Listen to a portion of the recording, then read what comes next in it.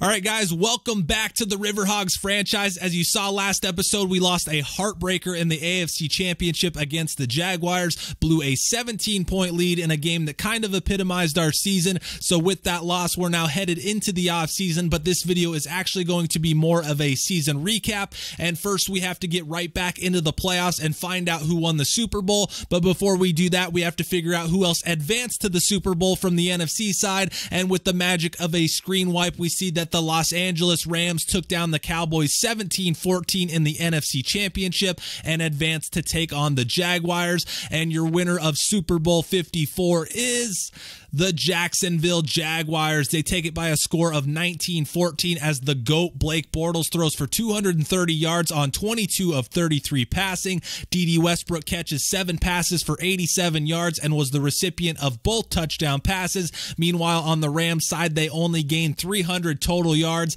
and their stud Todd Gurley only has 65 yards rushing. And after a 13-2-1 season, the Rams end their year on a sour note, while the Jaguars win their first ever Super Bowl. So moving right along, we're going to take one final look at the regular season league leaders on the year. As always, we start with the passers, where former Chief and 49er Alex Smith overtook Jared Goff in the final week and finished in the top spot with a 112.5 rating. As for yards and touchdowns, it was all about our very own Patrick Mahomes, who led the league in passing yards with 5,089 and then was also tied for the league lead in touchdowns with Dak Prescott at 38 passing scores. Moving to the rushers, Ezekiel Elliott came up 3 yards shy of 1,900 on the season and takes home the rushing title. David Johnson of the Cardinals finishes up with the league lead in rushing touchdowns with 11, and Le'Veon Bell, who returned from injury to have a monster week 17, is your yards per carry leader with an insane 6.8 average. As for the receivers, for a second consecutive year, a Packers rookie leads the league in receptions.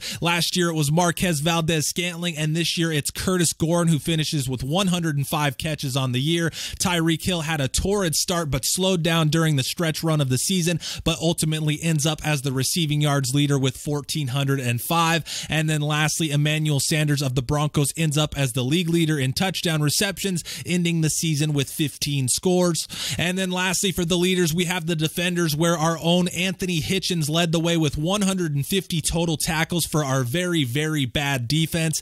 Ezekiel Ziggy Ansah takes home the sack title, finishing the year with 15.5. And then, as he did for the vast majority of the year, Patrick Peterson ends as the interception leader, finishing the year with 6. Moving along, we're going to take a quick look at the Pro Bowl roster, and as you can see, Patrick Mahomes made it as the top quarterback for the AFC. Moving down the list, we have the running backs featuring Ezekiel Elliott, Todd Gurley, Le'Veon Bell, and more, and then the bulldozer Kirkland Hebert makes it in his rookie year. Moving down to the receivers, we find another Riverhog in Tyreek Hill, and continuing to move down the line, Travis Kelce also makes the roster as the second tight end, his 4th career Pro Bowl appearance. Unsurprisingly, we didn't have any offensive linemen except for somehow Mitchell Schwartz, who makes it despite allowing 14 sacks on the season. Defensively, we were one of the worst teams in the league, but were able to have a couple of players make the roster, starting with Justin Houston at right outside linebacker. No cornerbacks from our team made it, but we did provide the Pro Bowl with both starting safeties in Jatavis Spearman.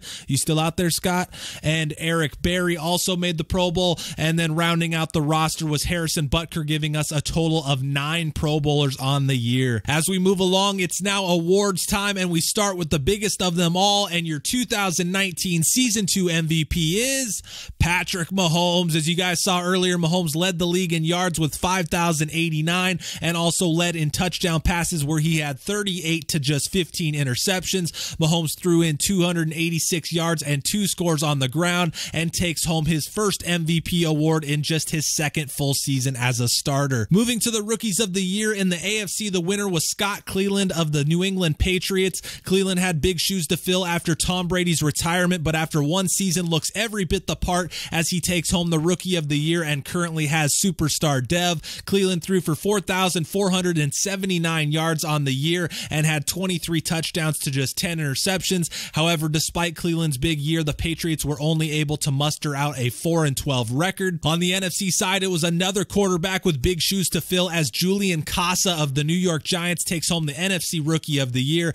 Replacing Eli Manning, Casa threw for 3,516 yards and had 19 touchdowns to 9 interceptions. Similar to Cleveland, though, Casa's Giants were unable to put together a strong season and also finished 4-12. Moving to the defensive side, the AFC Rookie of the Year was linebacker Rashad Harrion of the Colts. The fourth-round draft pick out of Boise State registered 136 tackles, 6 for loss, had 5.5 sacks, and also an interception, forced fumble, and fumble recovery. Harrion becomes the first Colts Rookie of the Year since Dwayne Bickett won it back in 1985. As for the NFC, the Rookie of the Year came from the top of the draft in 4th overall pick, Aaron Moten of the Lions. Moten had 106 tackles from his corner spot, 3 of which went for loss. Moten also had 4 pass deflections and 4 interceptions on the year, with 3 of those coming in Week 17.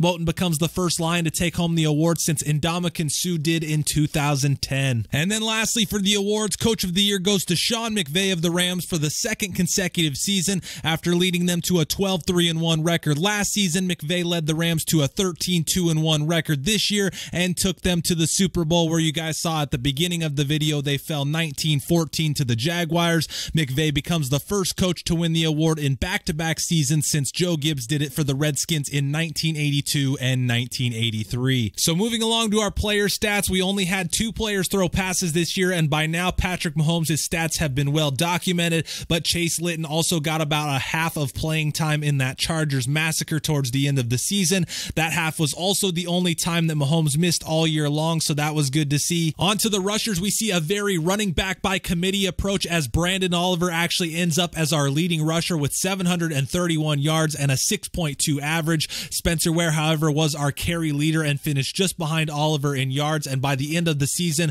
was actually the last running back standing. And then Darrell Williams was our power back and got 73 carries, averaging 3.7 a pop. And then at the bottom there, it sure felt like the Bulldozer got more than 11 carries, but he ends up finishing with a very important 30 yards on the year. Moving on to our receivers, where we had the league leader at the top there with Tyreek Hill, who had 77 catches and 12 touchdowns. And then up until his injury late in the year, we also had the number 2 receiver in yards in Sammy Watkins, who finished the year with 74 catches, 1,250 yards, and 7 touchdowns. Below him, we have our team leader in receptions with Travis Kelce, who finished the year with 83, but couldn't quite crack the 1,000-yard mark, but did finish with 9 scores. And then lastly, we have our rookie second-round receiver in Long Winborn, who finished the year strong, making some big catches down the stretch, and he finishes with 47 catches for 625 yards, along with 3 touchdowns, as well as a couple in the playoffs. On the defensive side, we start things at the top with Anthony Hitchens, who, as mentioned, led the league in tackles. He also had 16 tackles for loss, 2 sacks, 3 interceptions, and 4 forced fumbles. Below him, we have Justin Houston, who led the team in sacks with 12.5 and had 11 tackles for loss. Eric Berry was our team leader in picks, finishing with 5 in addition to 123 tackles and 3 sacks. And then lastly, we have Dee Ford, who finishes with 69 tackles, 16 tackles for loss, and was second on the team with 9 sacks on the year. Then lastly, for our players is the specialists, where we start with Harrison Butker, who was 25 of 30 on the year, and whose 5 misses consisted of 4 blocks and the one that was short in Cleveland. He also had an extra point block to raise his block kick total to 5 for the season. And the punter, Dustin Colquitt, had a similar story, averaging a respectable 47.5 per kick and placed 20 kicks inside the 20, but he ended the year with 3 of his punts being blocked. As for the kick returners, Demir Bird and Tremon Smith had nearly identical numbers, but Bird slightly edged him out with a 30.9 average, and each also had a kick return for touchdown, with both coming in the Oakland game in week 2, and then Tremon Smith also had one in the AFC Championship against the Jaguars as well. And then finally, we have Tyreek Hill, who averaged 17.9 yards per punt return with a long of 36 on the year. Now that we're done with the player stats, we move on to a look at the offensive and defensive team stats, and I think you guys know how these are going to look. Starting with the offense, we see a lot of good, as we were first in the league in points per game, total yards per game, and passing yards per game. Despite a running back by committee approach, we were 5th in the league in rushing yards per game. We finished 3rd in passing touchdowns, as Mahomes led the league, and Chase Litton even threw in 1 as well. We were tied for 19th when it came to rushing touchdowns, and then lastly, we were tied for 1st in first downs. Moving to the defensive side, however, we predictably have a completely different story. We were 31st in points allowed, dead last in opponents' yards per game, somehow managed managed to be only 26th in passing yards, but we were by far 32nd in the league in opponent rushing. Similar to last season, though, something our defense did good was get sacks, as we were tied for 8th, and then we were actually 5th in fumbles, which was kind of unexpected. And then for the second year in a row, we finished 1st in interceptions, and we'll hopefully be looking to make some changes to remedy that in my next slider set. But lastly, here we wrap up the video with our top 10 plays or moments of the year, starting on opening day in Minnesota, where the Vikings driving to take the lead, but Kirk Cousins throws out to the flats, and all he finds is Dorian O'Daniel, who brings this one back 62 yards for a score, giving Portland a 31-19 lead and kicking off the season with a W. At number 9, Riverhog receiver Sammy Watkins shows he's not just a wide receiver, as he makes the catch, tight ropes the sideline like a circus act, and takes the Mahomes pass 80 yards to give the Riverhogs a 14-13 first half lead over the Raiders. At number 8, we have the first of a two-part rebuttal to a YouTube comment made by Scott saying, "I drafted trash safeties," as Pro Bowler Jatavis Spearman intercepts the Derek Carr pass, breaks away from a pair of Raiders, and is going to bring back his first career interception, 63 yards for the score, and tie things up at 7 early in week 2 against the Raiders. At number 7, we stay in that week 2 Raider matchup as Portland shows why they call it special teams, as just before half, Tremon Smith takes the kick from the 2 and is able to find a crease and will take the return 98 yards to give Portland the lead, but they weren't done yet and kicked off the second half with a bang. Second half, the Raiders decide to kick it away from Tremon Smith, which means Damiere Byrd is going to bring it back, and from the 1-yard line, he stutters before finding a lane and is on his way to a kick return score. It's a Byrd, he's a plane, it's a Riverhogs touchdown. At number 6, Derwin James found himself stuck on the tracks when the Darrell Williams locomotive came through the station, as the Riverhog running back runs through half the Charger defense on his way to a 32-yard touchdown run to help push Portland to a 14-0 lead and a 3-0 start. At number 5, a play that needs no explanation further than the commentary. Later, 17, Mahomes fires to Tyreek Hill, who builds up a full head of steam and says, "Choo-choo, motherfuckers," as he will not be denied the end zone, pushing his way in for the 25-yard score. At number 4, everything's bigger in Texas, and that includes Riverhog touchdowns, as Mahomes play fakes and fires deep to Travis Kelce, who makes the catch, wins a tackle battle, and scampers 80 yards for the score to get Portland right back into the game. And then just minutes later, it's vintage Mahomes as he steps up, moving to his right, and unloads a bomb to a wide open Tyreek Hill, who makes the catch and takes it for 68 yards to give the Riverhogs the lead before half. And then the final nail in the Texans' coffin was Mahomes standing in and delivering a strike to Sammy Watkins, who splits the Texans defense on his way to a back-breaking 74-yard score. And everybody was getting fed and eating good in their week 4 win over Houston, as the Riverhogs move to 4-0. And at number 3, a very special message from Deuce Douglas.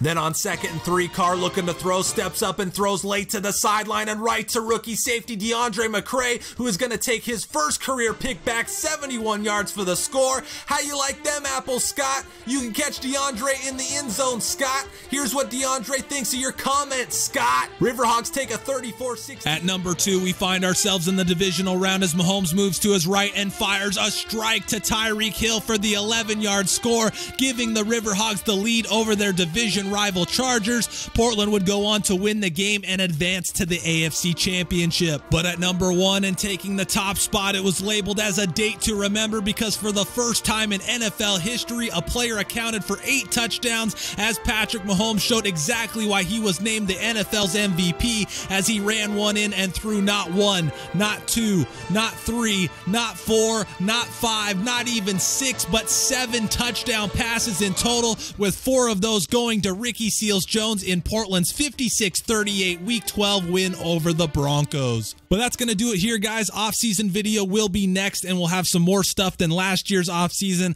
I'll have a look at regression and progression for my players, more players that signed elsewhere in free agency, as well as more players that were drafted by other teams. But after that, we'll be right into the preseason and roster cuts, and then right back into the regular season. Hope you guys enjoyed this recap of Season 2. If there was anything I was missing here or that you'd like to see or thought could have been better, just let me know in the comments. I appreciate you guys tuning in, and And until next time, thanks for watching.